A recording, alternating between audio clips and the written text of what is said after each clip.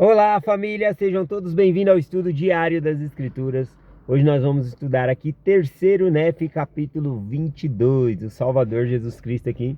Essas palavras aqui, ela é comparável com Isaías 54, tá bom? Então, o Salvador Jesus Cristo está citando as mesmas palavras de Isaías, com algumas nuances de diferença no livro de Mórmon aqui, comparando com Isaías 54 lá.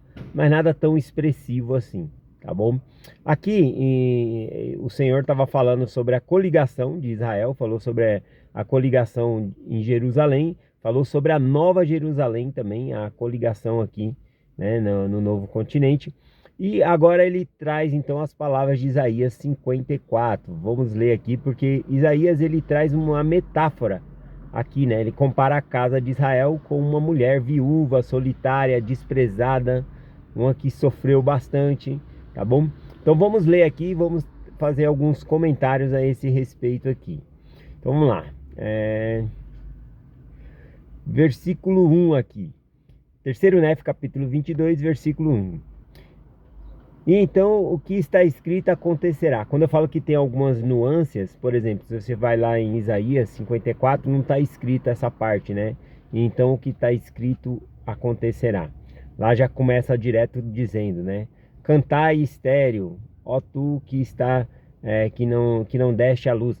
Já começa o texto direto. Aqui, como Jesus Cristo ele está explicando aos nefitas, então ele começa a falar do cumprimento, né, da reunião das tribos de Israel, da coligação tanto em Jerusalém como na Nova Jerusalém, no continente americano.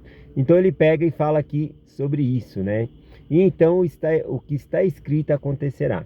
Então após essa reunião, isso aqui que está escrito vai acontecer, ou seja, as palavras de Isaías, inclusive é um pedido do Senhor, né, que nós estudemos, né, examinemos as palavras de Isaías. Então continuando aqui, diz o seguinte: Cantai, ó estéreo, tu que não deste a luz. Veja bem, né? É um contraste.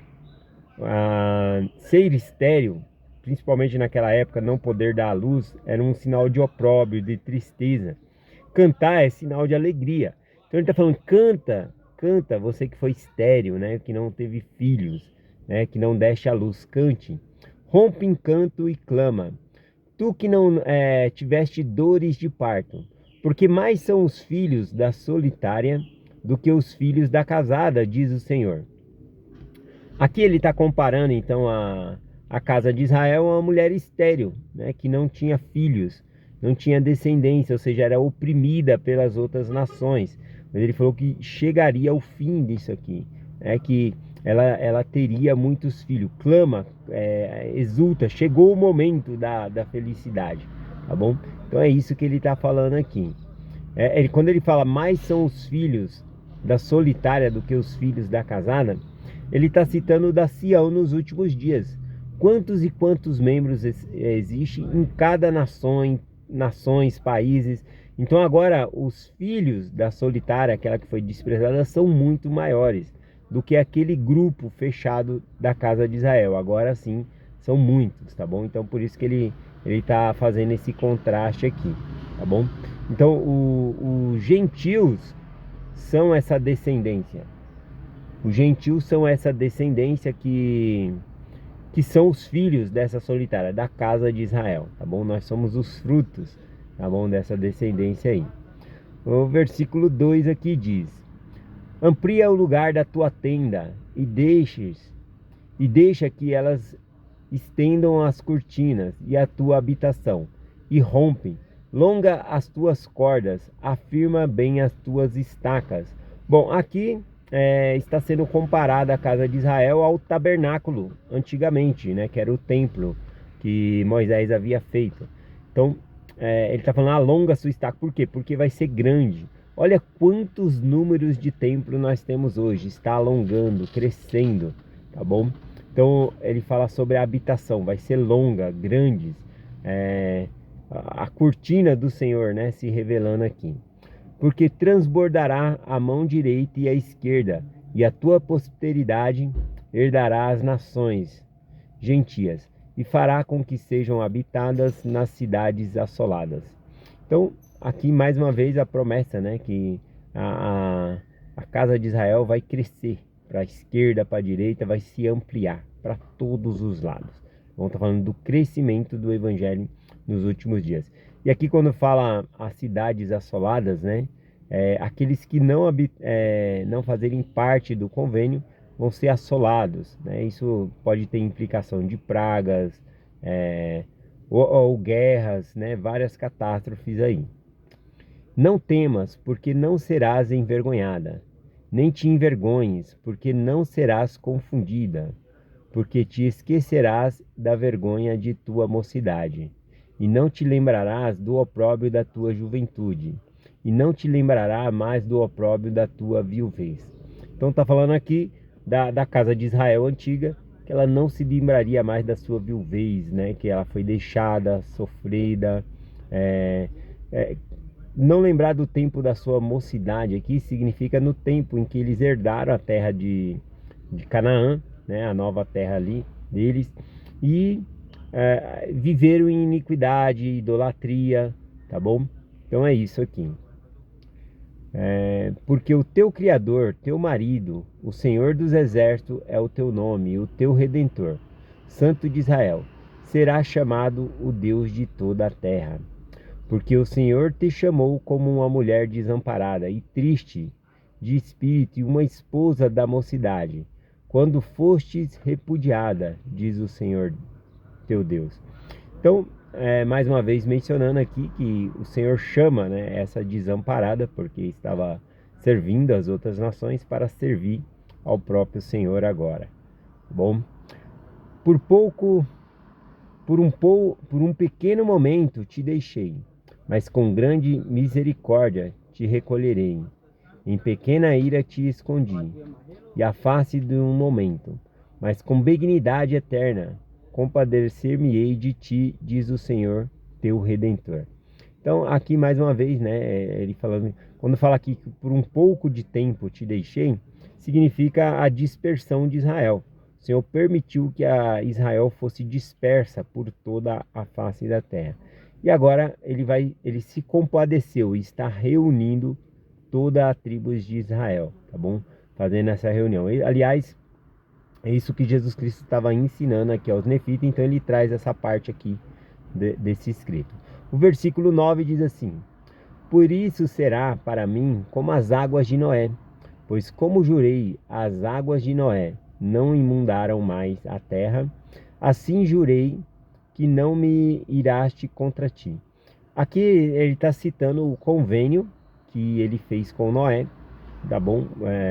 De não trazer mais dilúvio à terra. E ele traz esse convênio, trazendo para nós o convênio eterno que ele faz aqui. Aí vai ser comparado aqui com pedras de zafiras, esses convênios, né? Vou chegar na parte aqui.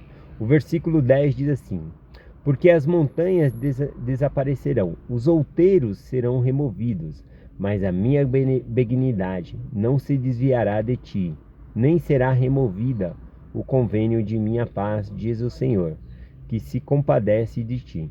Então, as montanhas podem se... Ele está falando aqui, tem dois significados essa escritura. Que as montanhas são firmes, e assim é o convênio do Senhor. Mas quando ele fala que as montanhas desaparecerão, os outeiros serão removidos, isso também é um simbolismo que essa terra vai passar da maneira que nós conhecemos. Mas o convênio do Senhor vai durar para sempre para nós. Ele vai ser contínuo, tá bom? Então aqui é um paralelo aqui com o que ele vem trazendo ali de Noé, que também foi um convênio que ele fez com Noé, que não destruiria a terra mais por meio de água. Continua aqui, 11. Ó oprimida e arrojada, como com a tormenta, desconsolada, eis que eu me assentarei em tuas pedras com cores formosas, e com safiras assentarei os teus alicerces, e as janelas fareis de ágata, e as tuas portas de rubis, e todos os teus termos de pedras aprazíveis. Então, aqui essa parte tem um comentário, né, de uma irmã da Sociedade de Socorro aqui. Deixa eu pegar o comentário dela aqui, que ela traz essa parte das pedras preciosas aqui, ó. A citação do versículo 11, Ellen H. Cleide, da Presidência Geral da Sociedade de Socorro, descreveu o simbolismo dessas pedras preciosas. Veja o simbolismo desse versículo das pedras preciosas, ela coloca aqui, ó. Neste mundo atribulados, os alicerces em que confio assentam-se os convênios com o Senhor. São realmente como zafiras, tesouros inestimáveis. Por meio deles estou eternamente ligada aos meus antequeridos e a Deus. Refiro-me aos princípios das ordenanças restauradoras do Evangelho de Jesus Cristo, aos quais todos os homens e mulheres justos podem ter acesso por meio do poder do santo sacerdócio de Deus, que inclui batismo, dom do Espírito Santo, sacramento, convênio no templo. São esses os meios que foram oferecidos, os quais somos livres para aceitar e garantir a nossa vida eterna. Então esse é o comentário dela aqui a respeito do versículo 11 em diante aqui, que fala das pedras aprazíveis aqui, tá bom? E aí, continuando aqui, voltando para 3º Nef 22, agora aqui no versículo 13. E todos os filhos serão instruídos do Senhor.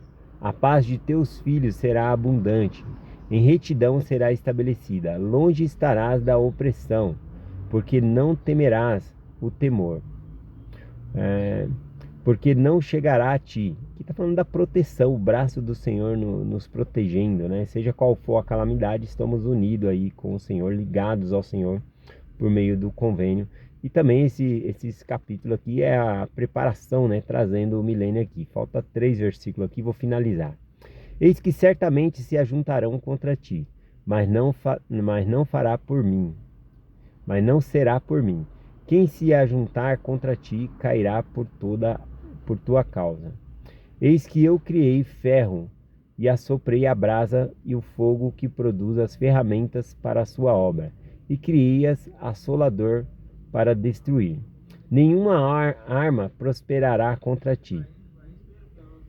Toda língua que se levantar contra ti em juízo, tu as condenarás.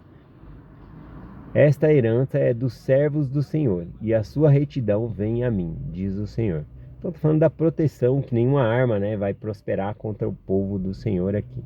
E assim a gente finaliza o estudo de hoje aqui, tá bom? De 3º Nef, capítulo 22, comparado aqui com Isaías, capítulo 54, já que o Senhor estava falando da coligação de Israel, né? Então ele traz aqui essa parte aqui que traz esses convênios, o convênio do Senhor que nos liga, que nos une a Ele.